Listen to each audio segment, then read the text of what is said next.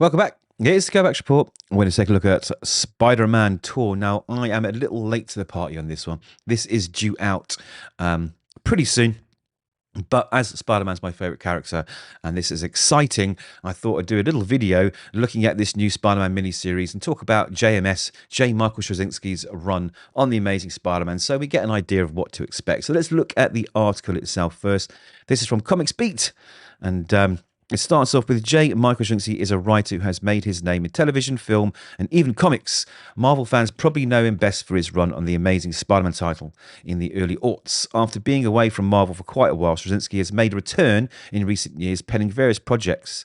And Marvel have announced that the prolific writer has a new Spidey project with artist Pere Pérez arriving this October, and it's called Amazing Spider-Man Tour. Now, we have got a cover. I mean, the art looks absolutely lovely, really, really nice, and Spider-Man himself looks cool there. I like what they've done. They've kept it very classic, I guess, very sleek.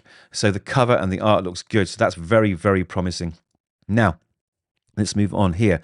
So, here's how the publisher described the limited series. So, I think it's a 5-issue mini. It says, swing back to Peter's college days at Empire State University with Gwen, Harry, Mary Jane, and Flash.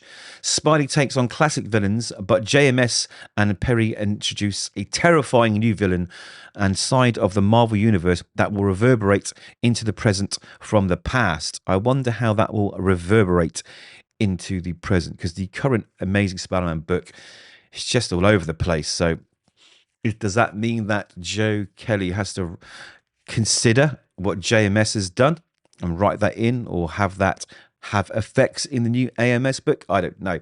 Anyway, Spider editor Nick Lowe has expressed excitement for the project. He says, JMS wrote some of my favourite Amazing Spider-Man issues of all time. Morlan, Fight, Doctor Strange, co-star stuff. So when he said he was interested in coming back to Spidey, I'd already jumped at the chance and landed bad and twisted my ankle. But I'm okay. No.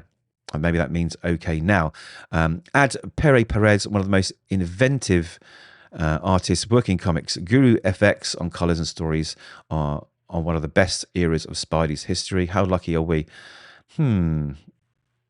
Well, I don't know, Nick. I don't trust Nick Lowe. Pere Pérez shared, I'm beyond excited to be working on this book, bringing a long-time Spidey and JMS fan. This gig is a dream come true. I expected to have fun drawing the Spider-Man action scenes, but Joe is writing such great dialogue scenes for Peter and the supporting cast that I'm enjoying those even more. To sum up, this book is fun, exciting, moving, and we even have a new villain. So I guess they're really going to get personal with it, I guess. So it's not just punch-ups and, you know, the usual stuff. Maybe there's something a little bit deeper here, which is what I like. Okay, so, well, are you a JMS fan? Did you read JMS's run? Well, it all kicked off in 2001 to 2007, all right, and it was quite pivotal and polarizing. I mean, it blended bold reinvention and some controversial editorial decisions. So he was tasked with revitalizing Peter Parker after the, let's say, convoluted clone saga. So he delivered a mix of character-driven storytelling, some mystical explorations and iconic moments, though later this whole run was marred by these editorial mandates.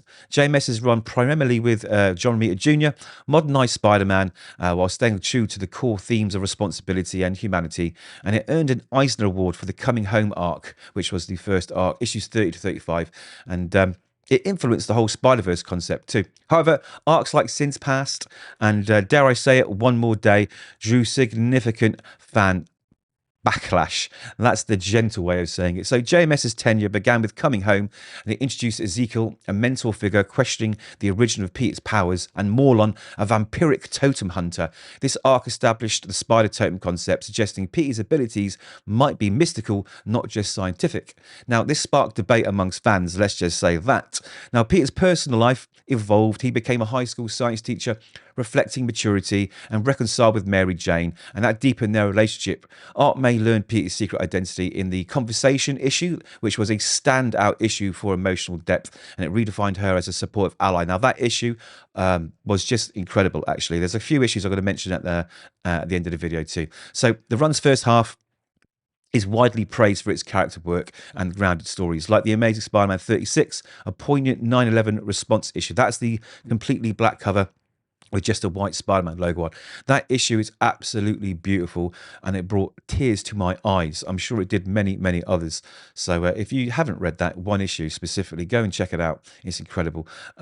It also brought the Doomed Affairs issue in issue 45, which was a dialogue-free tale of Peter and MJ's near miss at an airport, and it lauded as a storytelling masterclass. It was beautiful. Now, JMS avoided overusing classic villains, and instead he created new foes like Morlan and Digger, a gamma-rated powered gangster guy, basically, while he reimagining Dr. Octopus in a modern context. Now, the second half, post John Romita Jr., saw JMS constrained by crossovers. There was the other Civil War, Back in Black, and a lot of editorial interference. Sins Past infamously revealed Gwen Stacy had children with Norman Osborn, a retcon widely criticised for tarnishing her legacy.